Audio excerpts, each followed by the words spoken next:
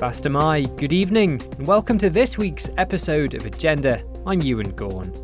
On the programme tonight, an NGO calls on the Manx government to ban Saudi pilots from using Ronaldsway Airport for training exercises and is backed by a local charity. We hear from the One World Centre and the Celtic League. A councilor is concerned there's not enough people recycling, and an MHK explains her experience of standing for elections in Douglas at both local and national level.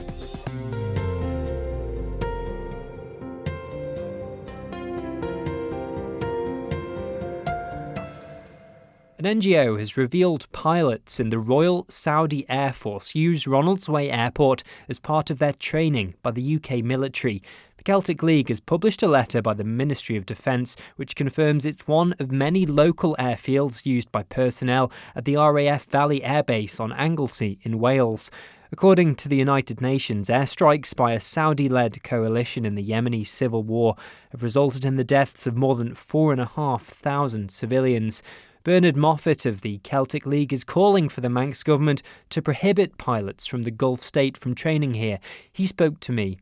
The MOD, through the Air Command Secretariat, has now confirmed that a number of personnel have trained at Valley from the Royal Saudi Air Force. It's not the only base they use, but certainly a number have trained there. The training schedule, which includes the use of Ronaldsway for non-touchdown approach and takeoffs, is utilised by all the foreign air forces that have training agreements with the RAF. In fact, they confirm that not only Ronaldsway but other airports around Wales and the northwest are involved as well. I was aware of Liverpool, but this expands it a bit. It's interesting because previously, when we've tackled the MOD over issues like this some while ago over a completely unrelated issue, they wouldn't give that information. So there's a degree more openness, and it was a fairly prompt response. And do you believe that some of these pilots from the Saudi military, is it safe to say they will have been involved in some way in these horrible scenes we're seeing in the Yemeni civil war? Can you make that assertion? Well, absolutely, because the personnel who will go to the likes of Valley and for training under the Saudi UK defence agreement will be the top guns, if I can use an American term. So these will be leading personnel. And not only that, they'll go back and train other personnel as well. The correlation between the bombing campaign, which has gone on now for almost 3 years, and the Saudis, Valley and Ronaldsway is now linked as far as I'm concerned. How does this make you feel? This armed conflict, we've seen some...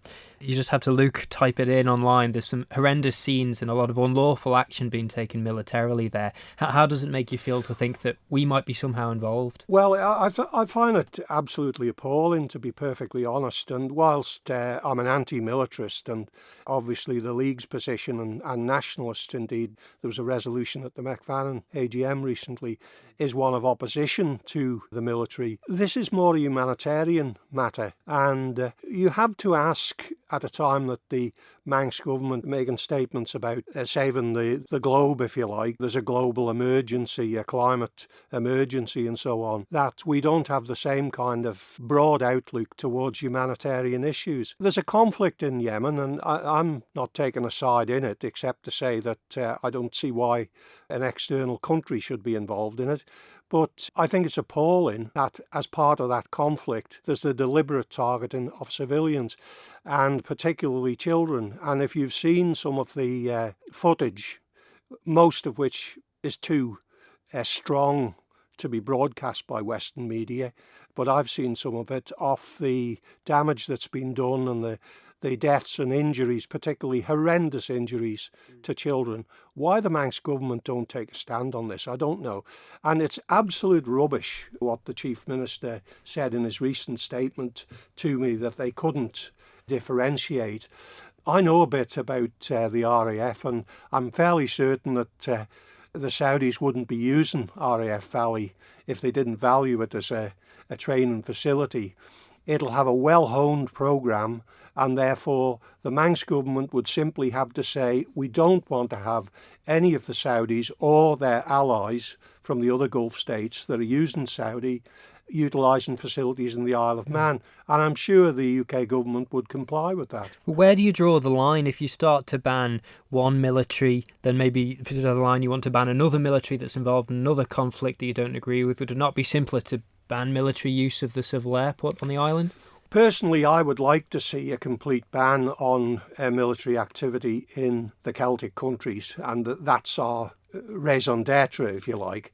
But I'm talking here now about a humanitarian issue which is right in front of us. Touch wood, there is a ceasefire now in Yemen, but that's very fragile. And if that ceasefire breaks, again, civilians will be targeted.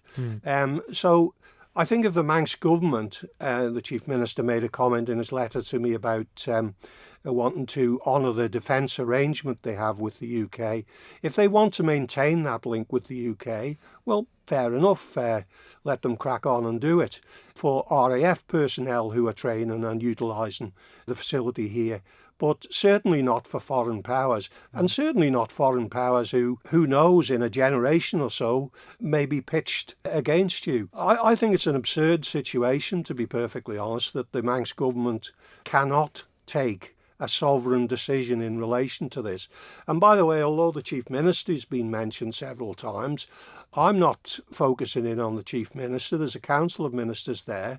They've got collective responsibility. Ray Harmer is the Minister for the Department for Infrastructure, which is responsible for the airport. I don't know about Ray's personal circumstances. He's probably a family man. He's probably got children like myself. You put yourself in the position of families in Yemen that have lost children and had them horribly mutilated in this conflict. And I think it puts into perspective what exactly is going on. I don't wear that to earn a few bob from the use of Ronaldsway and train the air traffic controllers. We should contemplate supporting in even the most minor way what's going on in that country at the present time. But if the Manx government decided to challenge the use of the airport by the Saudi pilots training in RAF Valley, would it not invoke, as we've seen with other issues of constitution, some kind of controversy over the island's status, its sovereignty, and there would be subsequent conversations about that? Absolutely not. The position is that in relation to defence matters, the United Kingdom is responsible for the defence of the island. And for that, the Isle of Man government pays a levy every year for what's called defence and common purposes or services. But there's a more interesting point here. Don't remember the exact date, but specifically in about 1982, the United Kingdom government made it clear that the operation by military aircraft over the Isle of Man is prohibited below a height of 2,000 feet. Now, the UK government took that position at the time the Derby sea bombing range was in operation. The only area that is precluded from that particular covenant, if you like, is the controlled area around Ronaldsway. And the control of the area around Ronaldsway is vested in the Department of Infrastructure through the airport and through its air traffic control. So they do have the power? Of course they have, yeah. And it wouldn't stop the war in Yemen, but it would send a symbolic message to the international community that the Isle of Man government takes seriously breaches of international law, which is what is going on at the present time in Yemen. Bernard Moffat of the Celtic League. Well, as we heard, the Chief Minister, who refused to be interviewed on this issue, has written to Mr Moffat to say matters of defence and international relations fall outside the Manx government's remit. Well, the revelation has left a local charity which had raised funds on the island for the Disasters Emergency Committee Yemen appeal highly disturbed. Those were the words of Phil Crane, who's the chairman of the One World Centre. I spoke to him. I think this revelation is highly disturbing. To think that Saudi pilots can be training one day down at Ronaldsway and then the following week putting that training into practice by dropping bombs on innocent Yemeni civilians. The war crimes by both sides are well documented by the UN. Only a few weeks ago we had a terrible story of 14 children being killed when the Saudi Air Force dropped bombs on 2 girls' schools in Sana'a, the capital. That's just the latest of many similar atrocities on schools, hospitals, and civilians being hit as collateral damage in great numbers by the Royal Saudi Air Force. And there's devastation in Yemen now since the war started back in 2015. I take the Chief Minister's point in his statement about the island being unable to prohibit this, and it's under an agreement with the UK, and of course the UK is responsible for the defence of the island. But I really don't see why an Isle of Man government statement or indeed a Tynwald resolution can't be put together voicing concern from the island, or concern and objection about how we feel. I mean, what does home rule for the island mean if we can't have a say on what goes on down at Ronaldsway Airport?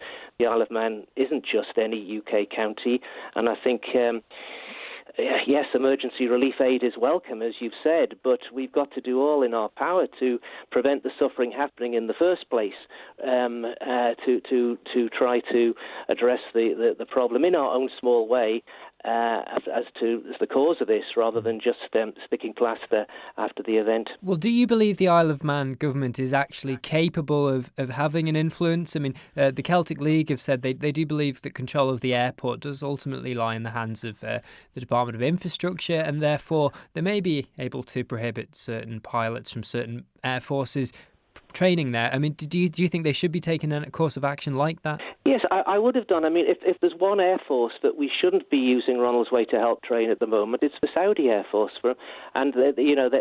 Given what's going on in the Yemen, I can understand why we have to train our allies, and the Isle of Man's got a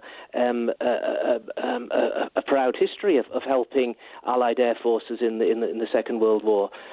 But I think given what's going on in the Yemen, I think it leaves a very bitter taste in the mouth that Ronaldsway has been used by the RAF to train Saudi pilots, and I understand it's in the manoeuvres coming in to land and then taking off again without actually landing necessarily, but they're using Ronaldsway facilities, they're using Manx airspace, and I think it's very disturbing that's being used in the way it is being used by the Royal Saudi Air Force at the moment. Do you also find it disturbing that, considering you've embarked on very numerous fundraising campaigns, you've had donations, of course, from the Manx government, and you've been getting money from the Manx public to support charities in the Yemen, do you think it's more disturbing that perhaps while you were doing this, unbeknownst to the public, these things training was ongoing for Saudi pilots over Manx airspace? Yes, I do. I mean, I think the Isle of Man government's being very generous out of its aid budget in giving money to the Disasters Emergency Committee Yemen appeal. The One World Centre's been on the streets of 5 Manx towns in recent months to gather donations for the humanitarian side of the collateral damage that's been going on down in Yemen. So we've been fundraising the best we can to that, but it just makes it sort of to rub salt in the wounds when we find that Ronaldsway Airport is being used to prolong the war and even to play one small cog in the wheel maybe of what's going on out there. There's been concern voiced by politicians in Westminster too that the RAF should not be out there while this war's going on training Saudis. Phil Crane, chairman of the One World Centre.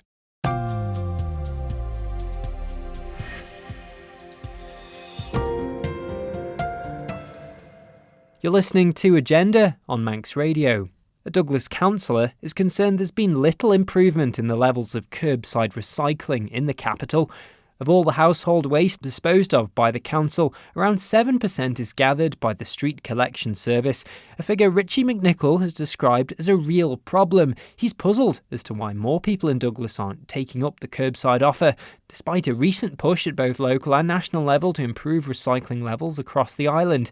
The councillor explained his concerns to me. I think it's important to say that the figures haven't moved much in the last 12 months, given all the information, the people who campaign for a better world. We all live in this world. Let's recycle more, please. I know it's not the same as putting things into the ocean, but eventually, if you throw away a plastic bottle, the chances are we live by rivers and they get washed away when it rains heavy and blown into the sea. We need to recycle more, not just plastics, but the paper, the cans, the glass need disposing of properly.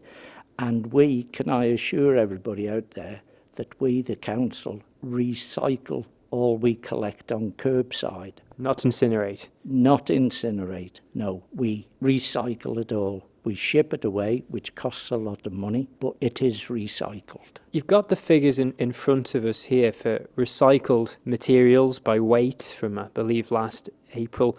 Does it seem to not correspond to what's been going on, really? You haven't seen any great jumps in the numbers of people recycling or the volume of material being recycled?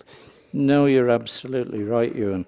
Curbside recycling represents about 7% of all household waste disposal. Now, it should be much higher than that, much higher than that. Last year, we disposed of the greatest tonnage was glass. All the press we've had about plastic, and you're a bit disappointed that there hasn't been an uptake in the amount of plastic recycled. In fact, it's gone down from a high of 5.23 tonnes in August last year to 4.87 in March. Even February is 4.84. And yet that's when we had the protests and people made aware of, like in Blue Planet 2 and things like that. And now they've just discovered plastic at the bottom of the Mariana Trench. So there is a problem there. And I don't think we're recycling enough. So why do you think we aren't seeing changes in the figures? It is a problem. They say education, but with all the reports that have been on TV and on the island in the newspapers and the young adults who left school to protest, you'd think that there'd be a build-up of people wanting to recycle. I mean, 86% of all households in Douglas can recycle. They have the ability to recycle, but only 35% of households choose to do that. Now, no doubt there are households who collect it and take it to a bring bank, but that still leaves a big gap. Douglas councillor Richie McNichol. Well, there'll be 6 fewer councillors representing Douglas next year after Tynwald approved an order last month to reduce the authority's membership. The council will now have 12 rather than 18 seats for the 2020 elections, in a move that's been backed by, as we heard, local and national politicians. Well, the number of wards in the borough will also be cut from 6 to 4. This will match up with the constituencies used for national elections in the capital. I spoke to former councillor Anne Corlett, now a Douglas Central MHK, who's canvassed in both these new electoral boundaries. She gave me her views on the change. I think it's a good thing. In fact, I proposed it originally, and this was agreed by the council. When I was in there, I put a motion down for reduction of councillors and trying to even up the numbers in the constituency by changing the boundaries. The changing of the boundaries was accepted at that time, but the reduction of councillors was voted down. So actually that's been in place for a little bit longer. There are some challenges in the bigger areas. As a St George's Ward councillor, the area to cover on foot is smaller, whereas Central Douglas, it is quite expansive. It comes up to Douglas Head and out to Queag, apart from sort of more centrally in town. So yes, it takes longer to do. It takes more effort. If you're producing manifestos, you need more manifestos. So there are those challenges. But on the plus side, I think we all know where we are, which is a lot easier, because I found that while I was canvassing, there was a lot of confusion as to what ward they were in, what constituency they were in. So I think that helps. I hope that it will make for more collaborative working between councillors and MHKs, because we're representing the same area, so we've got the same people in that area. What was the experience like of canvassing as a councillor compared to canvassing as an MHK? Actually, there wasn't a lot of difference, because when you're canvassing for for it to be an MHK, actually a lot of the issues are the same issues, because people tend to, what's important to us is what's outside our door often enough, and they can be more council issues than national issues. So a lot of the sort of talk on the doorstep is the same, but then you do have to recognise, obviously, the bigger issues, the national issues. So just with this change in the wards, are you concerned that there was a low turnout in the Derby ward by-election they had recently? I know that was a by-election. And then if you look at the turnout in the national election in Douglas East, was actually quite one of the lowest on the island. It seems odd that as Douglas, which is the centre of the island, the capital, the most highly populated town, that we get these low turnouts. Maybe that's representative of the population sometimes. But do you worry that the ward system being changed, we will lose perhaps communities like St George's, no, they will still be there, but they won't be reflected in an electoral sense. Do you worry that those communities might not be represented like they were under the changes? You'll just have Douglas East, Douglas Central. They're big swathes of land, really. Yeah. I think really it was more, I don't think we'll lose anything in that. And I think areas like South Douglas, had just grown so big anyway. And the difference between South Douglas Hills Ward and St George's Ward in numbers of people's voters was tremendous. So I think we had to do something to even it up. The choice was to do 2 members, 6 wards, or 3 members, 4 wards. It's got to be more cost effective to only have 4 wards, 4 elections. But as regards community, no, I don't think we'll lose anything in that. So how about for those who might want to be a councillor? Will it cost them more to do a full canvass? Because we do know there are some people who stand for local authorities who don't go knocking on every single door, but there are those who choose to do so. Do you think you'll see a different kind of councillor coming forward, or? No, I think you'll always find those who walk the streets and knock on doors, and those who don't. Social media is a huge thing now, and that reaches quite a lot of people. So it's really, I guess, what the individual likes to do. For me, I'm knock on doors, talk to people. Social media is not really my thing, but it's each to their own, isn't it? And I think there will still be people doing both. Does it encourage certain types of people, say someone who's retired, someone who's got the time? Absolutely. I think that is, for me, has always been an issue, especially in Douglas, because we have daytime meetings for the council. That really precludes anybody who perhaps is not retired or younger and working full-time, family commitments. That's really difficult. And you're right, actually getting out and walking the streets is time-consuming. In your experience in the council, it's the numbers now are going from 18 to 12. David Christian has said to me before in an interview that it eats into a perception that Douglas was over-governed by the number of councillors it had. Did you agree with that? Do you think people did think there's too many of you? I did think there was too many, and that's why I've always believed we should have 12, not 18. I think it gives councillors, when they're elected, a chance to serve on more than one committee, which I think is really quite important, because you get to know what's going on rather than just your one committee. But then once again, you're putting the emphasis on people who've got time to do that, which not everyone has. Yeah, I do think, I've always believed the council can manage effectively and efficiently on 12 members. Mm. And these new wards are very big areas, just like the constituencies for MHKs. Do you think people are aware of who their councillors are a lot of the time anyway? I mean, you were mentioning it to me before that the ward system we had before, people weren't even sure where they were sometimes. And they certainly are not sure. Mm. Do you think this will I think help? if you went around and asked, maybe it's more when people have a problem, they tend to look for who is representing them rather than knowing. And do you think this match-up with the national constituencies, do you think that will help people? I think it will, yeah. They'll identify where they are and hopefully who represents them. And I know it's been said to me that the information will be easier to provide to people because you'll have a list of your councillors and your MHKs, not you've got these MHKs, these councillors, but under a different name. And the system it just adds to confusion. One of the main reasons for me, this has been a long time coming, really. You know, it's been brought up time and again. But I think the final push perhaps was that at the last general election, not all the seats could be filled. And we had to have by-elections. You know, that's a telling thing, isn't it? If you can't fill the seats, it really is time to.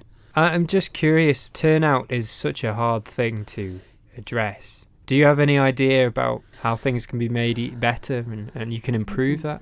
No, I suppose really it's to some extent about us as candidates, as members, to get out as much as you can and talk to people, but that's not always easy, busy. I hoped last summer I would get out and walk around the constituency and knock on doors. I'm hoping this summer I'll get to it. Let's see.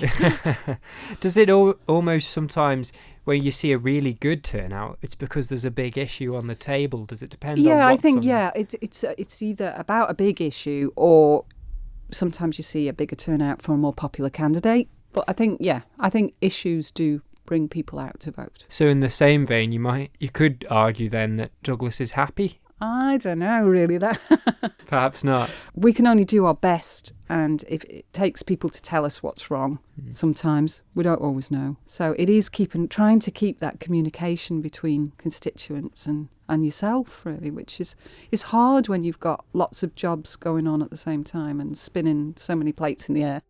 Douglas Central, MHK and Call It. That's all from tonight's programme. We'll be back with more from Agenda next week, and you can listen again to this episode online as a podcast. But for now, Guramayu, and have a good evening.